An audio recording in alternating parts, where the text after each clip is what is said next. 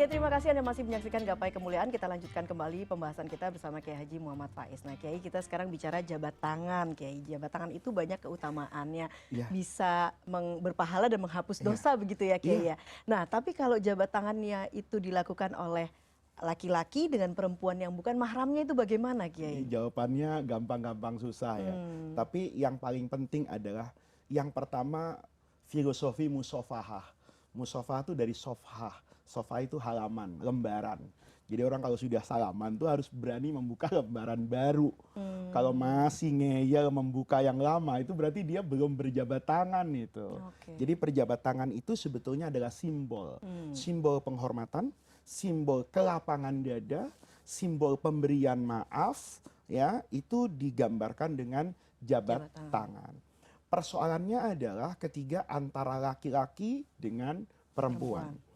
Kalau kita kembali kepada literatur fikih, maka mayoritas ulama nih, dari semua madhab, madhab Imam Abu Hanifah, madhab Imam Malik, Imam Syafi'i, dan Imam Ahmad, secara mazhab keseluruhan mengatakan haram. Hmm, Kalau berjabat tangan laki-laki bukan dengan mahram. mahramnya.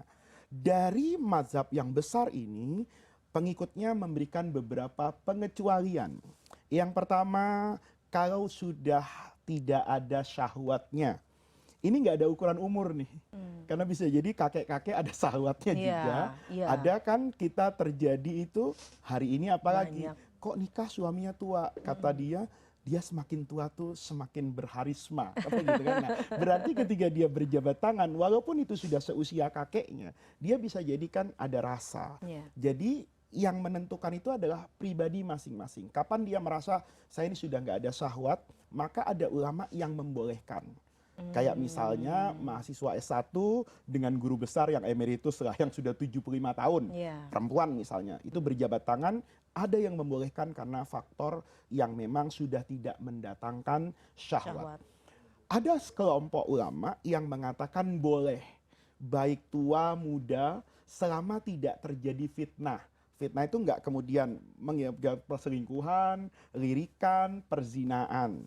Nah, jumhur ulama mengatakan tetap hukumnya haram karena berdalil hadis yang kuat.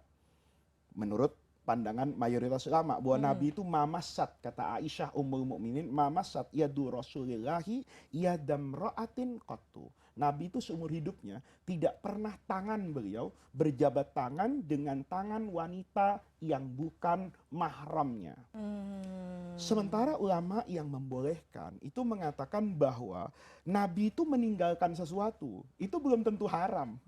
Tapi boleh jadi Nabi tinggalkan mungkin sebatas makruh, Hmm. sebatas tidak elok misalnya, dan itu tidak menunjukkan kepada keharaman. Maka Hmm. ada yang membolehkan selama tadi itu tidak ada unsur syahwatnya. Iya. Nah, tetapi ini semua harus dijaga ya. Kalaupun membolehkan, itu saya lebih kepada pandangan guru-guru saya. Dulu kami itu di Mesir sempat ngelihat ya, pemimpin tertinggi Al-Azhar, guru-guru kami yang luar biasa keilmuannya, itu berjabat tangan dengan perempuan. Perempuan. Tetapi kemudian kami tanyakan kepada beliau-beliau, ternyata mereka membolehkan tuh ketika ada keperluan. Keperluan itu misalnya apa? Saya pernah melihat pemimpin tertinggi Al-Azhar di Mesir itu berjabat tangan dengan kanselir Jerman misalnya. Tapi kan Hmm. usianya juga sudah lebih dari 65 tahun. Iya. Kemudian ketika ditanya oleh para wartawan, kenapa Fadilatul Imam berjabat tangan? Itu jawabannya. Karena mereka kan tidak mengerti aturan Islam. Tetapi Hmm. mereka melihat bahwa budaya tangan itu penghormatan. Budaya yang harus dipatuhi.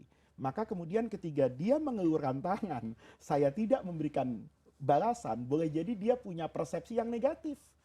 Nah, oleh karena itu ketika ada hajat dan kebutuhan itu dibolehkan. Oke. Nah, tetapi secara umum memang perlu berhati-hati ya. Jadi hukum yang haram itu tetap harus kita ingat bahwa semangatnya adalah supaya tidak terjerumus kepada perzinaan, Iya. kepada hal-hal yang dilarang oleh agama. Ketika ada yang membolehkan, itu harus dipahami karena ada kebutuhan yang mendesak. Dan Kebutuhan demi mendesak seperti dakwah. iya. Saya boleh jadi misalnya datang ke Australia. Ada orang yang kemudian mengulurkan tangan saya. Iya. Seorang akademisi perempuan misalnya, dia melihat saya sebagai pemimpin agama Islam dari Indonesia. Ketika dia berjabat tangan seperti ini, kalau saya tidak menjabat lagi, boleh jadi paham dia, ini orang barbar. Iya kan? Jangan sampai Nah, berpikir dia seperti itu ya. sebelum dia mau mendengar saya, dia sudah antipati hatinya. Kenapa? Sombong sekali ya. Saya Iya. mengulurkan tangan kok tidak dibalas. Hmm. Nah, ketika saya menghitung sendiri nih Mbak Eva, tapi jangan lupa ya, kalau misalnya bule Australinya itu cantik, ya saya istighfarnya harus banyak gitu. Tetapi ketika saya melakukan itu, ini penting ya agar kita masyarakat itu tidak terbiasa menghakimi dan menghukumi setiap orang yang melakukan sesuatu yang kita tidak tahu niatan dan motivasi di balik dia lakukan itu. Ketika dia katakan saya tidak berjabat tangan dan memberikan image negatif, boleh jadi keluhuran Islam yang ingin saya sampaikan itu sebelum tersampaikan sudah antipati yang ini. Tapi ketika saya melakukan kegiatan yang simpatik seperti itu, dia mendengar.